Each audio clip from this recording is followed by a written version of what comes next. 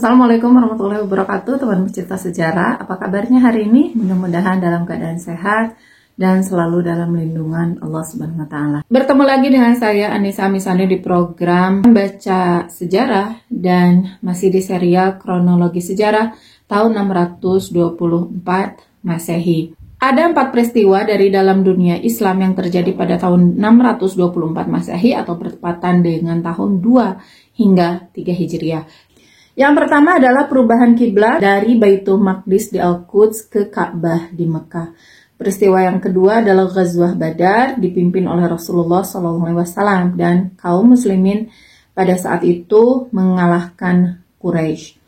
Peristiwa yang ketiga adalah pengusiran Bani Qainuqa, salah satu komunitas Yahudi dari Madinah akibat pengkhianatan. Dan yang keempat adalah pernikahan antara Ali bin Abi Thalib radhiyallahu anhu dengan Fatimah Az-Zahra radhiyallahu anha. Kemudian ada 3 peristiwa penting yang datang dari luar dunia Islam. Yang pertama adalah penghancuran kota Divin, ibu kota Armenia, dan Nakhchivan oleh Heraklius. Ia mengalahkan pasukan Persia di Ghanzak dan menghancurkan kuil api di Tagh-e-Soleiman. Kemudian yang kedua ada peristiwa penarikan mundur sebagian besar pasukan Persia dari Chalcedon seberang Konstantinopel. Dan peristiwa terakhir yang terjadi di tahun 624 Masehi adalah penguasaan kembali Al-Andalus oleh bangsa Visigoth setelah 70 tahun dikuasai oleh Romawi Bizantium. Dan hari ini kita masih membahas tentang peristiwa kedua yang datang dari dalam dunia Islam bertepatan dengan tahun 2 Hijriah atau 624 Masehi, yaitu Ghazwah Badar. Dan Ghazwah Badar ini sudah beberapa episode ya kita bahas, dan hari ini mudah-mudahan terakhir kita selesaikan materi tentang Ghazwah Al-Badar. Terakhir adalah tentang perbedaan pendapat ya antara para sahabat atau terjadinya musyawarah antara para sahabat dengan Rasulullah SAW tentang perilaku atau hukuman yang akan diberikan kepada para tawanan perang. Dan terjadi 2 pendapat pada saat itu, 2 pendapat besar ya. Yang pertama adalah pendapat yang diungkapkan oleh Abu Bakar As-Siddiq tentang memaafkan para tawanan atau meminta tebusan untuk pembebasan mereka. Kemudian pendapat yang kedua datang dari Umar bin Khattab radhiyallahu anhu, yaitu tentang penghukuman para tawanan perang, para tawanan Ghazwah Badar dengan cara menghukum mati mereka. Dan sebagian sahabat ada yang berpendapat sama dengan Abu Bakar As-Siddiq, dan sebagian sahabat lain ada yang berpendapat sama dengan Umar bin Khattab radhiyallahu anhu, termasuk juga Sa'ad bin Mu'adz. Tetapi Rasulullah SAW sudah diceritakan cenderung terhadap pendapatnya Abu Bakar As-Siddiq. Dan terakhir baru sampai situ ya kita baca tentang pujian Rasulullah SAW terhadap dua sikap dari 2 pendapat para sahabat ini. Sehingga diambillah keputusan bahwa syuro itu mengambil pendapatnya Abu Bakar untuk memaafkan para tawanan dan mengambil tebusan dari mereka. Kita akan masuk ke halaman 52 dari buku kelengkapan tarikh Nabi Muhammad SAW. Sesudah ada putusan itu, lalu putusan itu disiarkan kepada para tawanan. Ketika putusan itu dijalankan, ada seorang tawanan yang bernama Amr bin Abdillah bin Umair al-Jumahi datang kepada Rasulullah SAW sambil memohon agar diselamatkan dari hukuman bunuh dan dibebaskan dari hukuman bayar tebusan. Ia berkata sambil menangis, "Ya Muhammad, sesungguhnya aku ini seorang yang sangat melarat, sedangkan aku mempunyai 5 orang anak perempuan. Aku tidak akan dapat membayar tebusan sepeser pun. Maka dari itu tebusan aku hendaklah engkau sedekahkan saja kepada anak-anakku itu, oh Muhammad." Ini agak keterlaluan ya. Siapa? Permintaan Amr bin Abdullah, Amr bin Abdullah bin Umair al-Jumahi ini ya. Agak-agak keterlaluan, tapi juga unik ya. Oh Muhammad, kasihanilah diriku dan aku berjanji dengan sekokoh-kokohnya kepadamu bahwa selama aku masih hidup, aku tidak akan mengatai jelek kepadamu, tidak akan memusuhimu, lebih-lebih memerangimu dan kaummu, dan aku pun tidak akan berani mengganggu agamamu. Karena Nabi mendengar keluhan itu, lalu Amr dilepaskan dan dimerdekakan. Selanjutnya ia diperbolehkan kembali ke Mekah dengan tidak diambil tebusan sepeser pun. Dia seorang tawanan yang pertama kali dimerdekakan oleh Nabi Shallallahu Alaihi Wasallam dengan tidak mengambil tebusan sepeser pun, dengan perjanjian tidak akan merintangi Islam. Tetapi ini di kisah berikutnya, di catatan kaki dikisahkan setelah kejadian itu, dia ternyata kembali melakukan apa yang dia lakukan dahulu terhadap agama Islam. Jadi dia ini seorang penyair yang sebutannya adalah Abu Azzah. Abu Azzah ini dia dulunya juga sering menyerang agama Islam dengan perkataannya lewat syair-syair, karena dia seorang ahli syair, seorang ahli puisi. Dan setelah dia pulang ke Mekah, ternyata dia melakukan hal yang sama. Dia tidak tidak menepati janjinya kepada Rasulullah Sallallahu Alaihi Wasallam. Dia kembali mencemooh agama Islam dengan perkataan sombong dan congkak. Dia kembali mencemooh agama Islam, dia kembali mencemooh Allah, dia kembali mencemooh Rasulullah Sallallahu Alaihi Wasallam.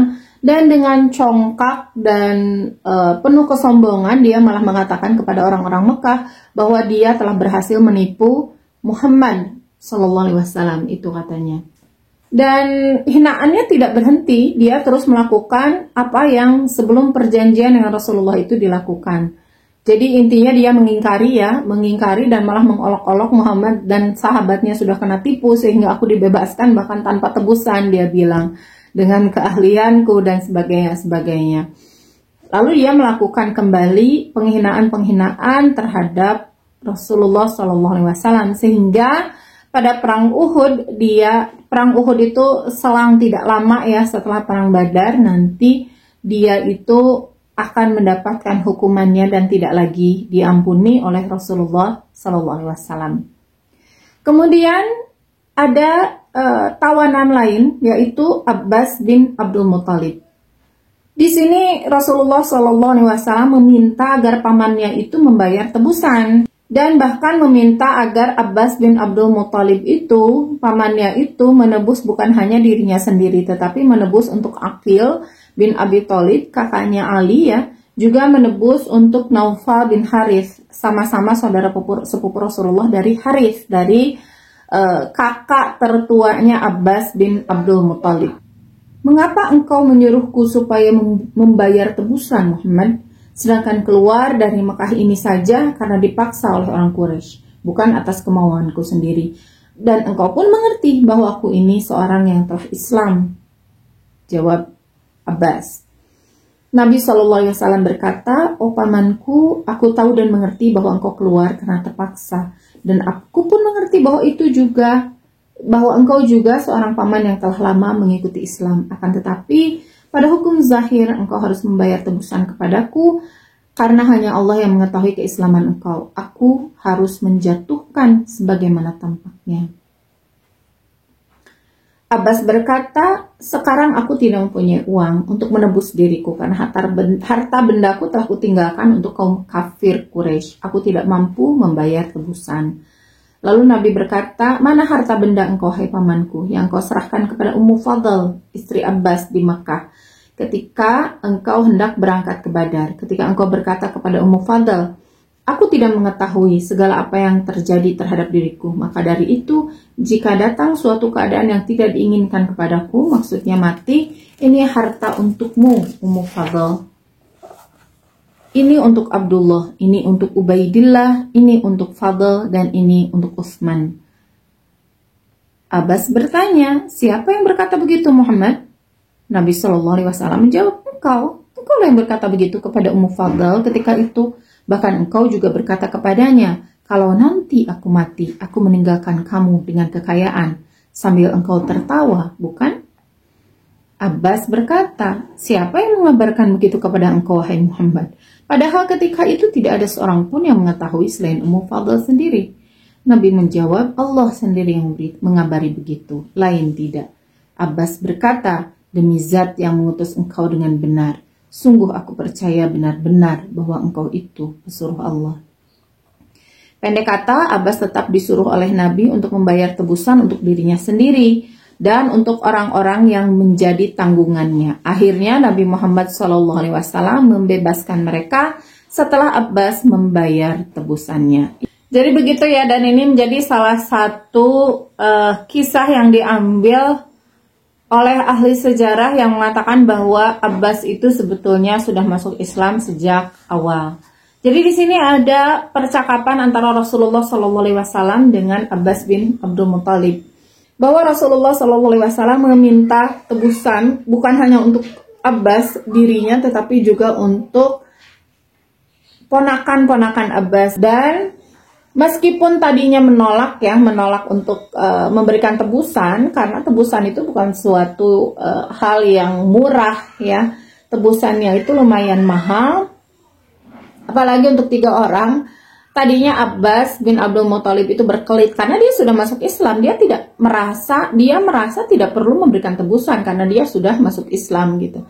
Tetapi ternyata ini yang tidak dianggap oleh Rasulullah. Jadi Rasulullah SAW itu mengambil hukum dari yang terlihat atau dari zahir gitu ya, dari bukti zahir. Nah, ini menjadi pelajaran bagi kita bahwa kita memang harus menghukumi seseorang. Ini kalau ada kasus ya, bukan semua orang harus dihukumi, bukan. Ketika ada kasus dan mau menghukumi seseorang, maka kita harus menghukumi orang tersebut dengan sesuatu yang zahir, yang terlihat, bukan atas dasar prasangka, bukan atas dasar pembicaraan saja gitu, tetapi bukti dan diketahui bukti itu oleh masyarakat. Pada saat itu Abbas bin Abdul Muthalib, beliau di mata masyarakat, di mata baik masyarakat Quraisy maupun di mata masyarakat Madinah, beliau itu masih menganut agama terdahulu, yaitu agama orang Quraisy, menyembah berhala. Jadi hanya dia sendiri dan Rasulullah yang mengetahui bahwa dia telah Islam, sehingga Rasulullah SAW menghukumi Abbas itu dengan yang terlihat oleh masyarakat pada masa itu. Dan yang lucu adalah bagaimana Rasulullah SAW membuka tabir yang disembunyikan sebetulnya oleh Abbas bin Abdul Muthalib dengan dalil bahwa dia sudah tidak punya hartanya sudah ditinggalkan kepada orang-orang Quraisy. Ternyata Rasulullah SAW itu membongkar rahasia Abbas sehingga membuatnya ya tertawa lah dan semakin meyakini bahwa apa yang dibawa oleh Rasulullah adalah benar dan bahwa Rasulullah juga benar seorang pesuruh Allah Subhanahu wa taala. Karena ya tidak ada di antara pembicaraan dia dan istrinya itu tidak ada siapa-siapa, mereka berbicara hanya berdua, tetapi ternyata Rasulullah SAW mengetahuinya dengan jelas dan bahkan dengan rinci. Kalimat-kalimat apa yang dibicarakan oleh mereka berdua itu Rasulullah SAW memberitahukannya dengan sangat-sangat rinci. Dan tentang keislamannya Abbas bin Abdul Muthalib ini diutarakan juga oleh Abu Rafi. Dan Abu Rafi ini adalah budaknya Abbas bin Abdul Muthalib. Jadi dia mengatakan selang beberapa lama ya, di suatu waktu lah jauh-jauh hari setelah kejadian ini, ia mengatakan bahwa Abbas bin Abdul Muthalib, Ummu Fadl dan keluarganya juga termasuk dirinya sebetulnya sudah masuk Islam jauh-jauh hari, bahkan sebelum Baiat Aqobah. Karena pada saat Baiat Aqobah saja Abbas bin Abdul Muthalib itu menjadi juru bicara dari Rasulullah SAW ketika itu. Dan itu memang bukti bahwa Abbas itu telah masuk Islam sejak awal. Lalu kenapa dia ikut ke dalam perang Badar dan memerangi Rasulullah SAW? Ya karena di mata orang Quraisy dia masih kafir. Ada yang mengatakan bahwa dia menutupi keislamannya itu karena takut ditinggalkan oleh kawan-kawannya, gitu, berbeda dengan Hamzah. Tetapi ada juga yang mengatakan, kalau ahli sejarah, sebagian ahli sejarah mengatakan bahwa dia menyembunyikannya memang on mission, itu untuk berperan sebagai mata-mata Rasulullah SAW yang ditinggalkan di Mekah untuk mendapatkan info A1 ya dari para pembesar-pembesar Quraisy. Ada orang ketiga yang ditawan yaitu Abul Ash, dan Abul Ash ini adalah menantu dari Rasulullah SAW, suami dari Zainab binti Muhammad. Di antara mereka yang tertawan ada juga seorang pemuda Quraisy yang terkenal bernama Abul Ash. Ia adalah suami Zainab putri Nabi. Ia menjadi menantu Nabi sejak beliau belum menjadi Nabi dan Rasul. Ketika Muhammad telah diangkat menjadi Nabi dan Rasul, Abul Ash tidak mengikuti seruannya. Sewaktu Nabi masih di Mekah, Nabi pernah menyuruhnya supaya menceraikan istrinya. Sebagaimana yang terjadi ketika Nabi menyuruh kedua anak lelaki Abu Lahab yaitu Utbah dan Utaibah untuk menceraikan kedua putri beliau yaitu Ruqayyah dan Ummu Kulsum. Nah bedanya kalau Utbah dan Utaibah itu anak-anaknya Abu Lahab itu lekas-lekas menceraikan Ruqayyah dan Ummu Kulsum. Sementara Abul As itu menolak menceraikan Zainab, dan ketika menjadi tawanan perang di Badar ini ia masih statusnya ya masih menjadi suaminya Zainab dan masih menjadi menantunya Rasulullah SAW. Dan ketika dimintai tebusan, Abul As meminta menyampaikan informasi kepada orang-orang Mekah agar menyampaikan pesan kepada istrinya untuk memberi tebusan agar dia bisa bebas. Nah, setelah informasi itu sampai kepada Zainab, Zainab itu mengutus seseorang untuk menyampaikan tebusan bagi suaminya, bagi Abul As. Dia menyampaikan atau dia memberikan sebuah kalung yang dimana kalung ini adalah ternyata pemberian dari Khadijah, ibunya. Khadijah istri Rasulullah SAW, ibunya Zainab, yang dijadikan hadiah ketika ia menikah. Dan kalung inilah yang dijadikan tebusannya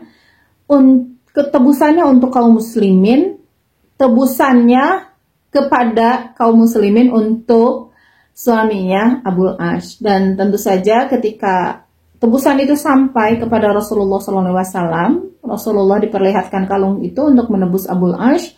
Dan tentu saja beliau pasti ingat ya dengan kalung yang dimiliki oleh Khadijah. Melihat kalung tersebut, Rasulullah SAW tidak bisa menahan rasa sedih beliau melihat kalung tersebut. Sehingga Rasulullah SAW bersabda kepada para sahabatnya, "Bagaimana pendapat kalian jika Abul As itu dilepaskan saja dengan tidak usah membayar tebusan apapun, dan kalung emas ini yang hendak dipergunakan untuk menebus dirinya dikembalikan saja kepada istrinya. Akan tetapi ia harus berjanji bahwa setelah sampai di Mekah supaya segera menceraikan istrinya. Lalu berangkatkanlah istrinya itu ke Madinah agar ia ikut aku di Madinah ini."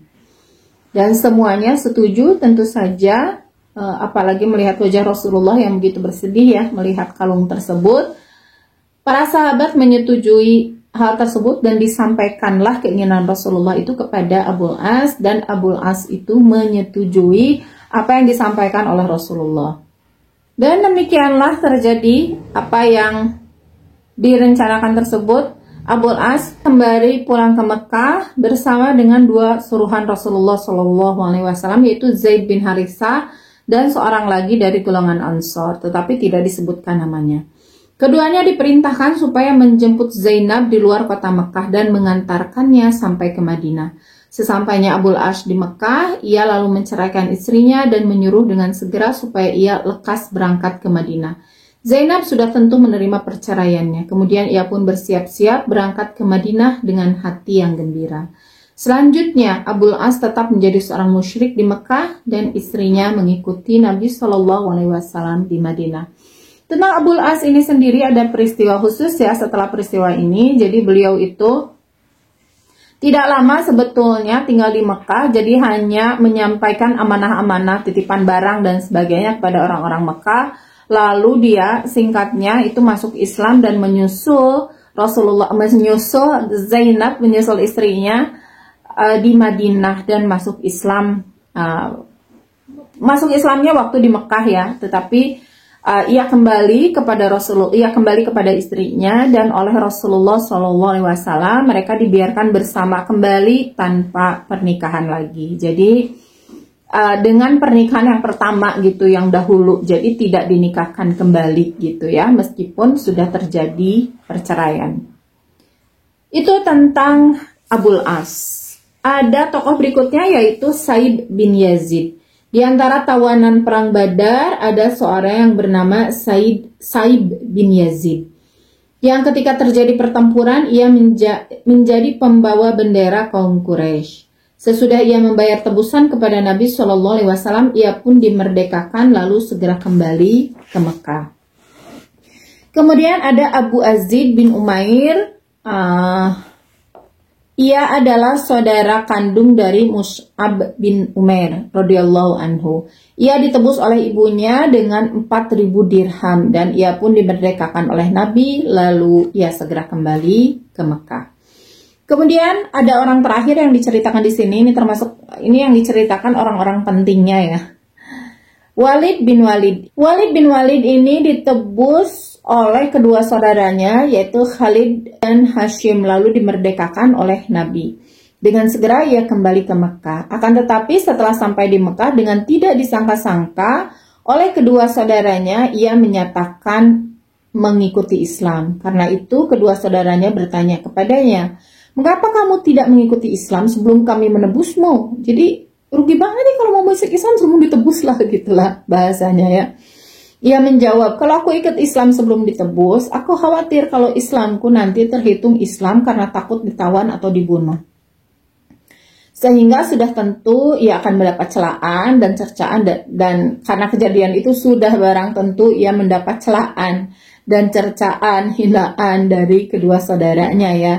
Dan sewaktu ia berangkat berhijrah ke Madinah, balik lagi tuh, dia kan sudah dibebaskan oleh dua saudaranya, dibayarkan tebusan, kemudian dia pulang ke Mekah. Nah, ketika di Mekah dia malah masuk Islam. Masuk Islam, dan setelah masuk Islam, setelah terjadi pertengkaran ya, dia kembali ke Madinah dengan niat berhijrah. Tetapi keberangkatan ini tentu saja kedua saudaranya menghalangi dan tidak membolehkannya. Namun akhirnya ia dibiarkan juga mengikuti Islam oleh saudara-saudaranya sehingga ia dapat bertemu lagi dengan Nabi Shallallahu Alaihi Wasallam. Riwayatnya akan diuraikan dalam judul Umratul Qadha, insya Allah. Demikian selanjutnya, masing-masing tawanan yang ingin bebas membayar tebusan dirinya kepada Nabi Shallallahu Alaihi Wasallam, yang riwayat satu persatunya tidak bisa diuraikan di sini, kata penulis ya. Adapun para tawanan yang dapat menulis dan membaca dan tidak mampu membayar tebusan itu ditebus dengan pengajaran, dengan waktu dan ilmu berarti ya. Mengajarkan membaca dan menulis kepada anak-anak kaum muslimin di Madinah sebagai ganti tebusannya. Setiap tawanan disuruh mengajari 10 anak-anak kaum muslimin. Sesudah itu mereka pun dibebaskan oleh Nabi Shallallahu Alaihi Wasallam. Tentang Walid bin Walid, ini memang saudaranya Khalid bin Walid. Pada saat itu Khalid bin Walid memang belum masuk Islam. Khalid bin Walid tidak ikut di perang Badar sehingga menebus kebebasan dari saudaranya yaitu Walid bin Walid. Dan ya dia termasuk orang yang menentang Rasulullah SAW sebetulnya, dan masuk Islam itu dekat-dekat dengan Futuh Mekah. Jadi jauh setelah perang Badar ini. Kemudian ada hal penting yang terjadi setelah terjadinya penebusan para tawanan ini. Ternyata Rasulullah Shallallahu Alaihi Wasallam mendapatkan peringatan dari Allah Subhanahu Wa Taala. Jadi sehubungan dengan tindakan dan keputusan yang diambil oleh Rasulullah Shallallahu Alaihi Wasallam itu ternyata itu tidak direstui lah katakanlah oleh Allah Subhanahu Wa Taala. Ternyata Allah Subhanahu Wa Taala lebih merestui pendapat dari Umar bin Khattab. Ini termaktub dalam surat Al-Anfal ayat 67 sampai 68 yang artinya, terima kasih sudah menyimak, mohon maaf atas semua kesalahan. Insya Allah bertemu lagi di video berikutnya. Wassalamualaikum warahmatullahi wabarakatuh.